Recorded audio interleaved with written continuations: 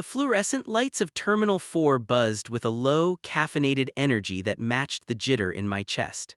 I had been traveling for 24 hours straight, hopping from Singapore to London, and now, finally, I was on the last leg of my journey home to New York.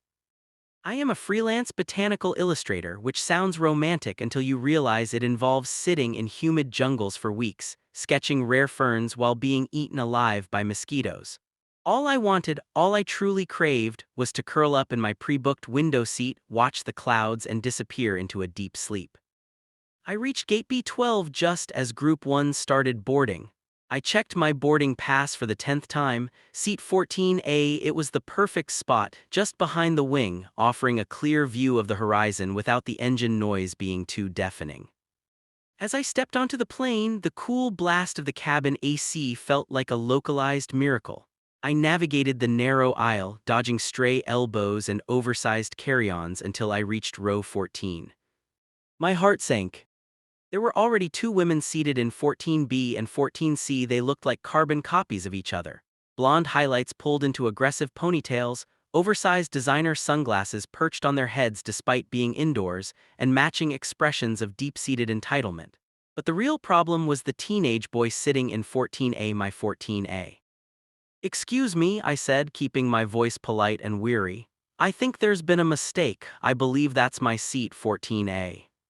The woman in 14B, who looked to be in her late 30s, didn't even look up from her magazine. "Take the aisle seat in row 16, it's fine." I blinked, momentarily stunned by the sheer casualness of it. "Actually, I specifically booked the window seat months ago. I have a bit of motion sickness and the window helps." A small white lie, but my exhaustion made me feel physically ill anyway. The second woman in 14C finally lowered her sunglasses. Her eyes were sharp and narrowed.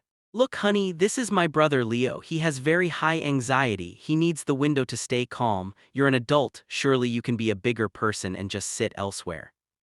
The boy in the seat, Leo, looked about 16. He didn't look anxious. In fact, he was wearing noise-canceling headphones and playing a game on his phone, completely oblivious to the world. "I understand," I said, trying to remain calm, "but I paid extra for this specific seat. If he needs a window, perhaps you should have booked one for him." The atmosphere shifted instantly. It was as if I had dropped a match into a bucket of gasoline. "How dare you?" the first woman, let's call her Karen Prime, snarled. She stood up, her voice rising to a pitch that made the passengers in rows 12 through 18 turn their heads. "Are you seriously suggesting that my brother's mental health is less important than your extra $5? This is why the world is going to hell. No one has any compassion." "Ma'am, please lower your voice," I whispered, feeling the heat rise in my cheeks. "Don't tell me to lower my voice," she screamed. "You're harassing a family. You're bullying a child with special needs." The child in question finally looked up, pushed his headphones down, and muttered, "Stacy, it's fine, I can just—" "Shut up, Leo," the second sister snapped. "We are standing up for you. You aren't moving an inch." She turned back to me, her finger inches from my nose. "Go away, find another seat, or I'll call the flight attendant and tell them you're threatening us." I felt a surge of indignation. I am usually a person who avoids conflict at all costs, but 24 hours of travel does something to a person's patience. It turns flight into fight. "I'm not moving," I said firmly. "That is my seat. If you have a problem, you call the flight attendant." "Fine," Karen Prime shrieked. "I will, and you'll be kicked off this flight for being a disruptive psycho." She began frantically waving her arms for the crew. A tall, composed flight attendant named Marcus arrived within seconds. He had the weary, "I've seen everything" look of a veteran air steward. "Is there a problem here, ladies?" Marcus asked.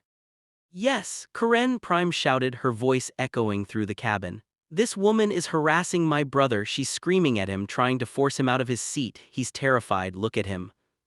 Leo looked more embarrassed than terrified. He was trying to shrink into his hoodie.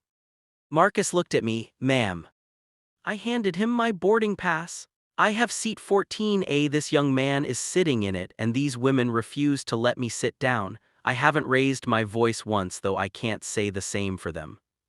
Marcus checked the pass, then checked the sisters' passes. "Ladies, she's right. This is her seat, 14B and 14C are yours. Leo, your seat is actually 22E, the middle seat in the back. The silence that followed was brief, followed by an explosion of noise. 22E, the second sister yelled. That's right next to the toilets. Leo cannot sit there, he has a condition. You are going to give him this seat right now or I will have your job. Ma'am, Marcus said, his voice dropping an octave into a tone of pure steel. You do not threaten my job. Now the passenger in 14A has a valid ticket for that seat. Leo needs to move to his assigned seat or all four of you, yes, including you two, will be asked to deplane for causing a disturbance before we've even pushed back. The sisters looked like they were about to explode. Their faces were a shade of puce that I hadn't seen since I last sketched a rotting Titan Aram. This is unacceptable, Karen Prime hissed, but the threat of being kicked off the flight seemed to have some weight. Leo, get up, we're going to sit here and this woman can sit in your seat in the back, that's the only fair way. I shook my head. No, I'm sitting in 14A, you two can stay in 14B and 14C and Leo can go to 22E. You wouldn't dare make us sit next to you after this, the second sister gasped. I don't mind, I said with a thin, tired smile. I'm going to put on my eye mask and sleep, you won't even know I'm here. With much huffing, puffing, and dramatic sighing, Leo gathered his things and trudged toward the back of the plane. The sisters spent the next 10 minutes loudly whispering about selfish people and legal action. While I settled into 14A, I buckled my seatbelt, leaned my head against the cool plastic of the window, and closed my eyes. But the reality check wasn't over. About 30 minutes into the flight, once we had reached cruising altitude, the captain's voice came over the intercom. Ladies and gentlemen, this is the captain speaking. We've had a slight issue with the climate control system in the mid-cabin, specifically rows 12 through 15. It seems the heaters are stuck on full blast for those rows only. We're working on it, but for the time being, it might get a little warm. I opened my eyes within minutes. The area around us began to feel like a sauna. The Karen sisters, who were both wearing heavy velvet tracksuits, began to sweat. Karen Prime started fanning herself with the safety manual. It's boiling, I can't breathe. I, however, was used to the tropics. I had spent the last month in 100-degree humidity. This felt like a mild summer day to me. I calmly opened my overhead vent, aimed the stream of cool air directly onto my face, and pulled out a small, battery-operated handheld fan I always keep in my carry-on. The sisters glared at me. Can we use that fan? The second one asked, her voice cracking from the heat. No, I said simply. I have high anxiety regarding the heat, I need it to stay calm. They looked like they wanted to scream, but the flight attendants were hovering nearby, and they knew they were on thin ice. An hour later, the reality check reached its climax. Marcus, the flight attendant, walked up to our row. He looked at me and smiled. Miss, since there was a bit of a misunderstanding earlier and because of the heat issue in this row, the captain would like to offer you a gesture of goodwill. The sisters perked up, thinking he was talking to all of them. We've had a cancellation in first class, Marcus continued. It's a lie-flat pod with individual climate control. Would you like to move up there for the remainder of the flight? My jaw almost dropped. I would love to. The sisters' faces went from puce to a ghostly, horrified white. What about us? Karen Prime shrieked, forgetting her previous warning. We're the ones suffering, she has a fan, we're dying in these tracksuits. Marcus turned to them, his expression perfectly blank. I'm sorry, ladies, but we only have one seat available, and per our records the disturbance earlier was initiated by your party. We generally reserve upgrades for our more cooperative passengers. I stood up, gathered my bag, and looked at the two sisters. They were drenched in sweat, cramped in their narrow seats, and stuck in a row that was currently about 90 degrees. I hope Leo enjoys the back of the plane, I said softly. I hear the airflow is much better near the toilets.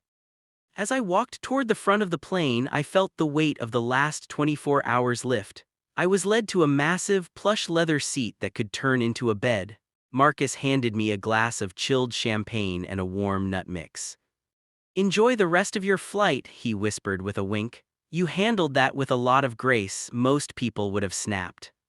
I was close, I admitted, taking a sip of the champagne. I settled into the pod, adjusted the personal AC to a crisp 68 degrees, and looked out the window. The sun was setting over the Atlantic, painting the clouds in shades of violet and gold. It was the most beautiful view I had ever seen. I thought about the sisters back in row 14, sweating in their velvet suits, fanning themselves with paper menus, and realizing that being the loudest person in the room doesn't always get you the best seat. Sometimes, the world has a funny way of balancing the scales. As I drifted off into the first comfortable sleep I'd had in weeks, I realized the title of my travel journal entry for today was already written. It wasn't about the botanical gardens or the rare ferns. It was about the time two Karens tried to take my view and ended up giving me the best seat in the sky.